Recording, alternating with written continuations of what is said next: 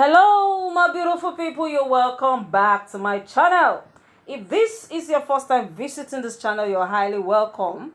Now, our political news of today is Excellency, the former governor of Anambra State, and also the Labour Party presidential candidate Peter Obi attended the Women's Forum meeting, where he promised to give them 50% affirmation if being elected as the next president of Nigeria come 2023.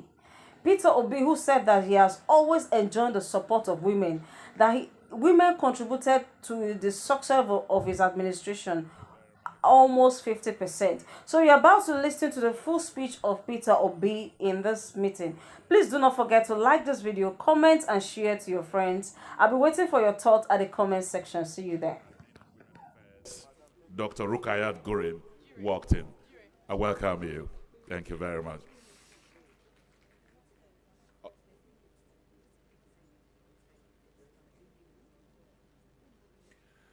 Let me also welcome the Honorable Minister for Women Affairs, Dame Pauline K. Tarlin.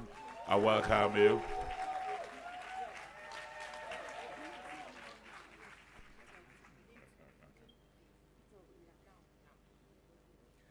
And so, Your Excellency, distinguished ladies and gentlemen, I understand that for every speaker there is a timer, and once your time is off, they'll fade you, which is why at that point, at some point, your sound will go.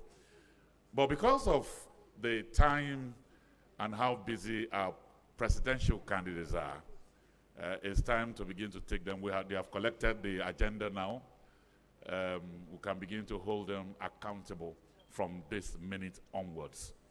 So to kick off, let me welcome here former Governor of Anambra State, the presidential candidate of the Labour Party, Mr. Peter Obi.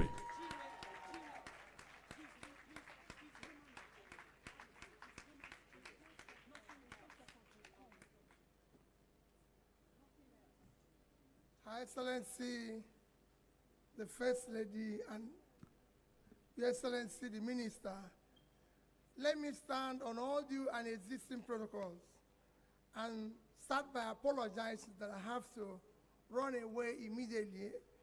Had an engagement that I'm running to travel, but when they say women are involved, I said I must be here because I know what will happen to me at home if I don't go to this one.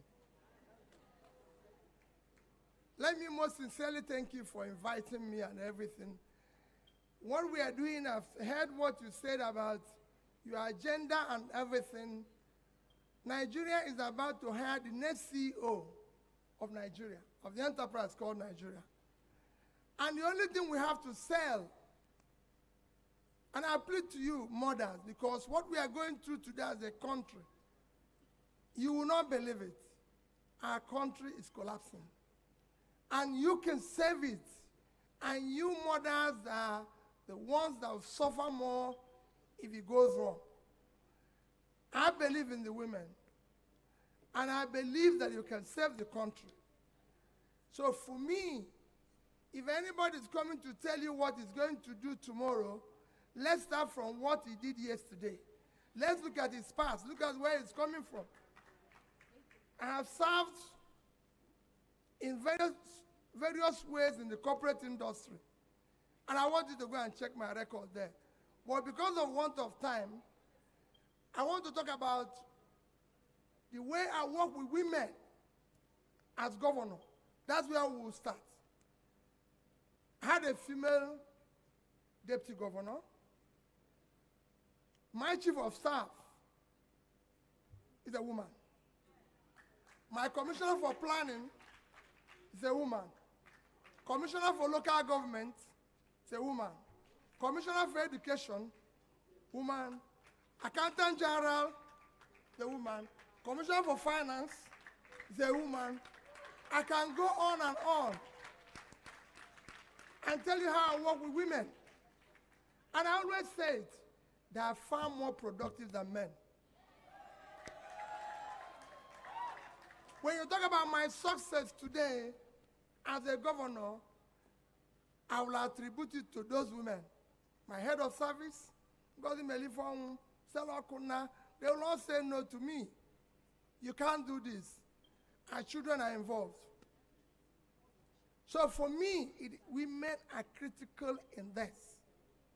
If we want to get Nigeria to move, I think we have to surround ourselves with this 50% we are neglecting today.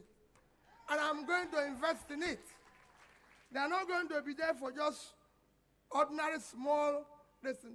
I know with Ngozi Wala alone, this country would not have been where we are today. That woman was crying to all of us as governors. Let's save the money we have in excess crude. It was saying us there will be a day like this. That if we allow her, but the governors will refuse and share that money. And that is where, look at where we are today. Today now, with all this flood and everything, it won't be surprised that soon a bag of rice will be 60,000 naira. That is 2 months minimum wage. There's no way any country, what we are going through today is cumulative effect of leadership failure with that. We are now about to pick a new leadership, and we must go beyond all those considerations of yesterday and think about the future of this country. And we cannot do it without you on the driving seat. We need to make a law. And that is one thing I want you to take from me. We must have a law in this country. Let's not talk about agreement. It should be a law giving women and youth a percentage in all electoral positions and every position in Nigeria, like it's in Bangladesh. Now, Bangladesh is doing well today. Today, Bangladesh is a country that is self-sufficient, almost in food. Bangladesh is #1 biggest exporter of textiles. I spent 2 weeks in Bangladesh. Go to rural areas. Out of about 10 million that is involved in textile business, 60% are women. If you go to the agriculture, it's the same thing. Rural women were doing wonderful work, supported. Because of it today, Bangladesh have less than 6% unemployment. Nigeria is 35% unemployment. That's why you have all this crisis. So I assure you that I will be committed, and I said, this is my past, which you can go and check, and then be able to determine in all of us what we are selling today is who can you trust? Who will do what he's saying? It's not enough for somebody to come here and say, I'll fight corruption. When the last place he left, everything was missing. You know, let him tell us how we left that place. I can say, I will fight corruption. And I've said it. The last place that I went, I left money. And it's in banks in Nigeria. I left $150 million, and I left at something billion naira. And I was not owing anybody. All pensions, gratuity, and everything were cleared.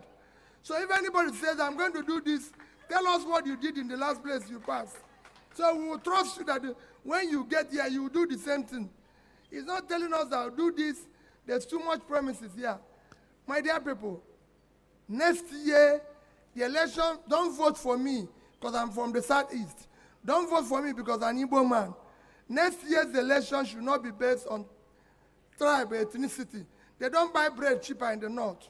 It should not be based on religion. No Christian buys bread cheaper. It should not be based on my tongue. It should not be based on anything. It should be based on character, we can trust, competence, capacity, and commitment to start changing Nigeria. Thank you, and God bless you.